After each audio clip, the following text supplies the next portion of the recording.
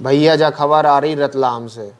इत पूर्व मुख्यमंत्री मध्य प्रदेश के कमलनाथ ने प्रेस कॉन्फ्रेंस करी।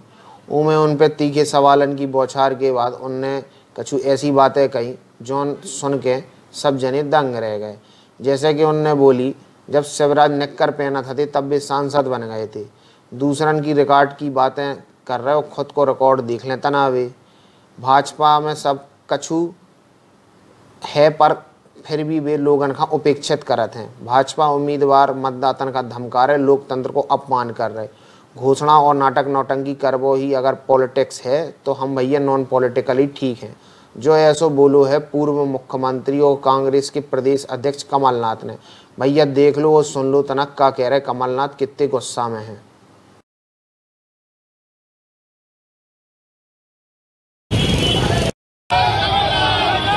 ये बन गया, मुझे तसल्ली हो रही थी बात की। हाँ, मेरे परसों सीएम आए थे, उनका कहना ये है कि परसों वो आपका नाम लेके कमलनाथ कांग्रेस सरकार को अटैक कर रहे हैं लगभग 6-7 माह से।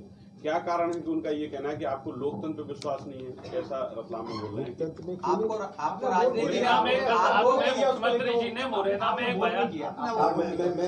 कमलनाथ जी एक सवाल ये था, आपको राजनीति में ये घोषणाओं से, ये नाटक नौटंकी से, ये झूठ से, ये तो आप रतलाम ने तो इतने सालों सुन लिया। क्या रतलाम इसे और बर्दाश्त करने को तैयार है? ये प्रश्न है हमारा। आप सबका बहुत बहुत धन्यवाद। कमलनाथ जी, एक मिनट, अरे देखिए, विधायक जो उनके ये आप जानते, मैं मुख्यमंत्री था, मैं भी सौदे की राजनीति कर लेता और अपनी कुर्सी बचा लेता, पर मैं मध्य प्रदेश की राजनीति की पहचान सौदे से नहीं करना चाहता। मैं मुख्यमंत्री था, मैं तो 2 महीने पहले जानता था कि विधायक आगे कहते कि मुझे इतना पैसा दिया, इतना पैसा दिया, ये सब मैं जानता था। पर ये जो आज कर रहे हैं सब जगह, ये इन्होंने शुरुआत करी थी मणिपुर में, अरुणाचल में, तब इन्होंने मध्य प्रदेश में, झारखंड में, अब ये प्रयास चल रहा है का आज गोवा में किया। ये सब जगह ये कर रहे हैं। क्यों? जिसको जनता पर विश्वास होता है वो नहीं करते। एक एडवाइजरी काउंसिल, एक सलाहकार समिति बनाएंगे जिसमें आप भी होंगे, आपके प्रतिनिधि होंगे, हमारे व्यापारी प्रतिनिधि होंगे, उद्योग के प्रतिनिधि, अलग अलग प्रोफेशनल, डॉक्टर हो, हाँ, अधिवक्ता हो। ये एडवाइजरी काउंसिल की मीटिंग हर 3-4 हफ्तों में की जाएगी।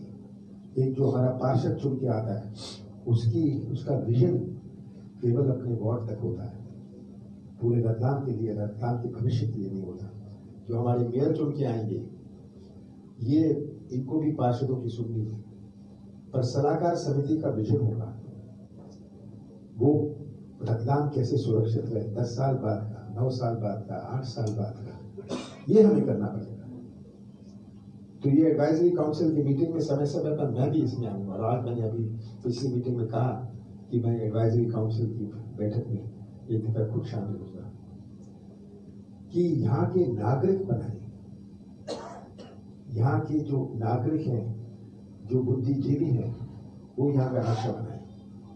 और यहाँ की जो बुनियादी समस्या हमारी नगर पालिका की है, नगर निगम की है, कि हमारे सफाई कर्मचारियों की, हमने ये तय किया कि पूरे प्रदेश में उनको निःशुल्क बीमा होगी।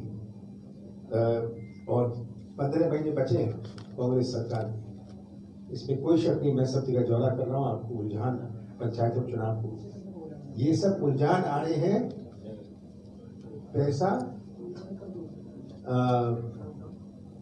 प्रशासन और पुलिस के बावजूद।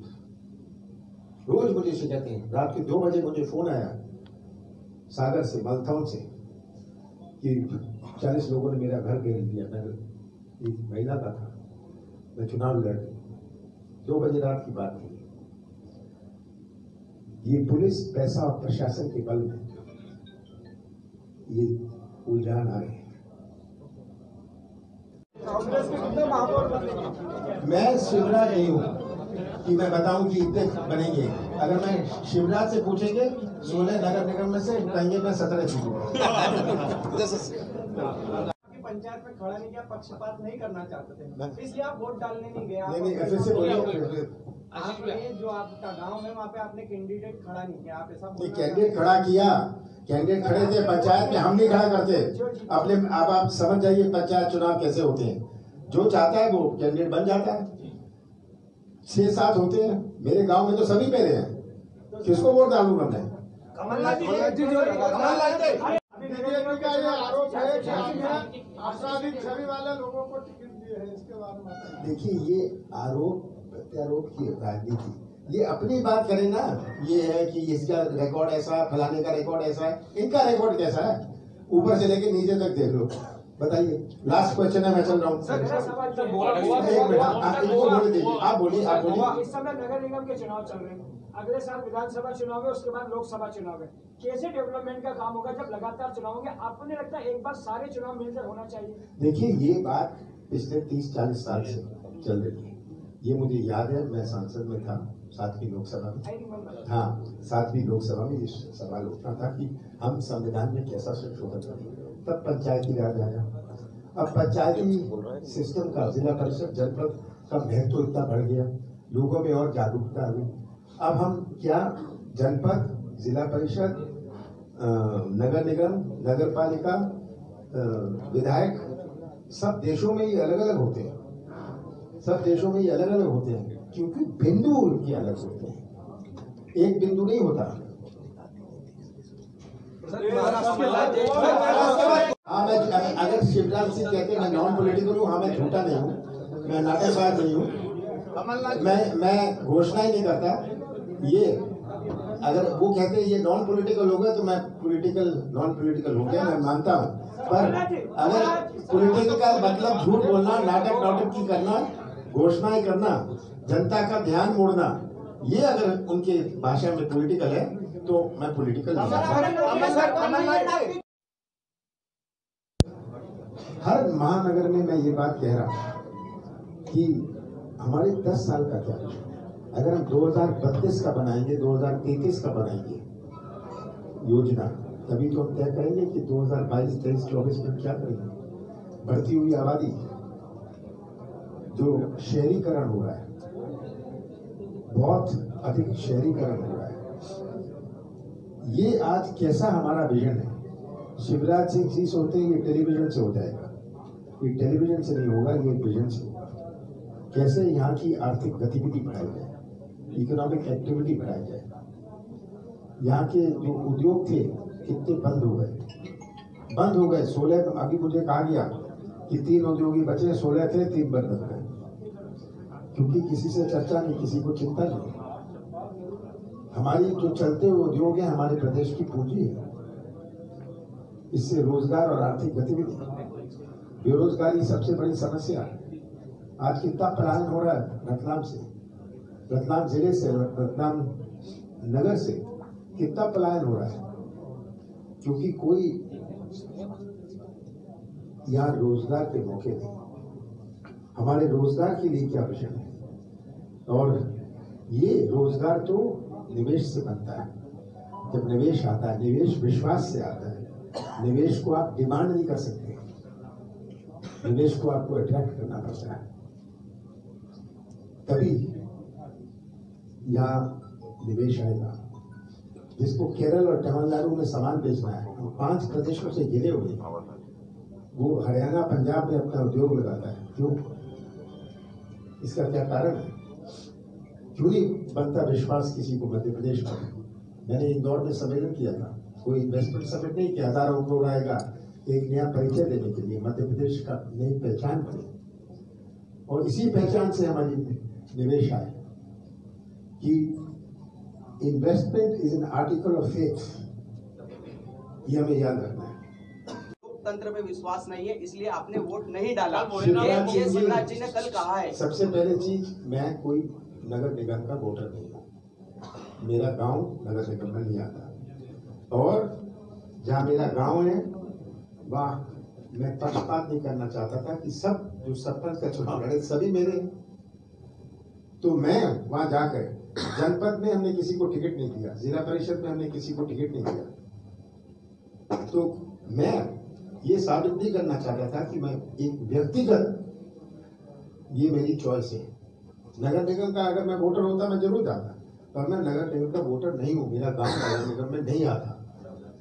और शिवराज सिंह के पेट में दर्द हो रहा है कि मैंने वोट नहीं डाली। वो तो गए, भटकते हुए गए, वोट डालने नहीं गए, लोगों को पटाने गए, दबाने गए, समझाने गए, हाँ डराने गए, इसीलिए गए वो वोट डालने।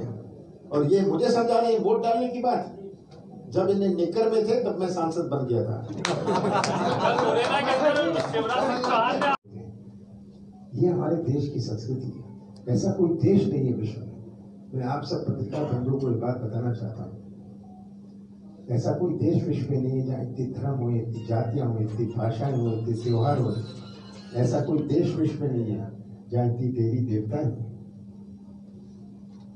ये अपना देश है और अपना देश एक झंडे के नीचे है, क्योंकि हमारी संस्कृति जोड़ने की संस्कृति है। ये हमें कभी नहीं भूलना। आज ये संस्कृति पर जो अटैक हो रहा है, ये बड़े, मैं मानता हूँ बड़ी खतरनाक बात है। आज धर्म पर, जनजातियों पर, परसों भाषाओं पर आपने सुन लिया, तमिलनाडु में ये बात शुरू हो गई अंग्रेजी और हिंदी के बारे में। खालिस्तान की आवाज फिर से उठने शुरू कर दी। 30 साल जब आपने अपना करियर ज्वाइन किया था, तब समय शायद हुआ करता था खालिस्तान। 30 साल में खालिस्तान की बात नहीं हुई, आज खालिस्तान की आवाज सुनने को आ रही है। ये सब क्यों हो रहा है? ये आज प्रश्न है। हमारे सामने पहले चुनौती रतलाम ने ये नमकीन क्लस्टर की। 15 महीने मेरी सरकार थी, आप जानते हैं ना। 2.5 महीने लोकसभा चुनाव और 11 महीने और 2.5 महीने आचार संहिता और लोकसभा चुनाव रहा। मेरे पास 11.5 महीने। 11.5 महीने में मैंने पहले प्रदेश के बारे में सोचा। 27 लाख किसानों का कर्जा माफ हुआ, मेरे आंकड़े नहीं है। शिवराज सिंह तो उसके 2 दिन तक झूठ बोलते रहे कि कोई कर्जा माफ नहीं हुआ। 27 लाख किसानों का कर्जा माफ हुआ। जिस किसान का कर्जा माफ हुआ, 2 लाख रुपए माफ हुआ, उसने आज से रतलाम के बाजार में अपनी पत्नी के लिए एक साड़ी खरीदी। हमने 100 पैसा यूनिट बिजली दी, क्योंकि हम नहीं चाहते थे कि कोई प्रमाण पत्र हो। अगर अंबानी अदानी का भी आता है 100 यूनिट का बिल, उसका भी हम माफ करेंगे, पर आप ये प्रमाण पत्र लाइए, आप सर्टिफिकेट लाइए, ये कार्रवाई करिए। मैंने सरलीकरण करता था। मध्य प्रदेश की एक नई पहचान माफिया से ना हो, मिलावट से ना हो। मैंने इन सब की शुद्ध का युद्ध शुरू किया। इन 11.5 महीनों में पेंशन की बात है, बहुत सारी चीजें मैं जाना नहीं चाहता, क्योंकि मध्य प्रदेश की गवाह है। मुझे मंच से खड़े होकर नहीं बोलना कि क्या किया। हाँ, ये सब जनता, मध्य प्रदेश की जनता मेरी सबसे बड़ी गवाह है। कमलनाथ जी हमारे सामने, पर मुझे यहाँ के दुख होता है। मैंने कल सुना कि किस तरह यहाँ के मेयर के उम्मीदवार धमकी दे रहे हैं। यही धमकी, यही पुलिस, पैसा और प्रशासन। मैं तो पूरे प्रदेश में दौरा कर रहा हूँ पिछले महीने से। पुलिस, पैसा और प्रशासन ही बचा है। किस तरह ये यहाँ के उम्मीदवार धमकी दे रहे हैं कि आपको कुछ नहीं मिलेगा, आपके कांग्रेस का, हमारी जहाँ जिन्होंने झंडे लगाए हैं उनको कोई लाभ नहीं मिलेगा, जो भी उसने कहा। ये हमारे मतदाताओं का अपमान है। सबसे बड़ा अपमान है, आपने मुरैना में कल देखा, एक बच्चा गोदी में है, कोई एम्बुलेंस नहीं है, और शिवराज जी चिल्लाते रहेंगे। आजकल आधा भाषण तो उनका कमलनाथ पर होता है। मुझे आतंकवाद भी कह दिया, पता नहीं क्या कहा, आतंकवाद कह दिया। कहते भ्रष्ट सरकार, पूरा प्रदेश गवाह है। राजनीति में मेरे ऊपर कोई, मेरे 45 साल की राजनीति में 42 साल मैं संसद में रहा, मेरे से ज्यादा कोई संसद में नहीं रहा। मेरे ऊपर कोई उंगली नहीं उठा सका। शिवराज सिंह जी आज कह रहे मेरे पास ना कोई डब्बर था, मेरे पास तो ना कोई टेंडर स्कैम था। ये स्कैम से भरा हुआ ऐसा प्रदेश उन्होंने मुझे सौंपा था। तो मैं उनके जवाब में, उन्होंने झूठ बोलना, हमने तो रणजी ट्रॉफी जीता क्रिकेट में, पर शिवराज सिंह ने तो वर्ल्ड कप जीत लिया झूठ में, ओलंपिक जीत लिया झूठ में। आओ झूठ बोलो, आओ घोषणा करो, आओ नौटंकी करो और सोचो आज की जनता को आप गुमराह कर लेंगे। बेरोजगारी की बात नहीं करते, किसान की बात नहीं करते, कभी कोई धार्मिक बात करने लग जाएंगे। आज हमारे देश की संस्कृति जोड़ने की संस्कृति, ले जाने के लिए, खाने के लिए और ले जाने के लिए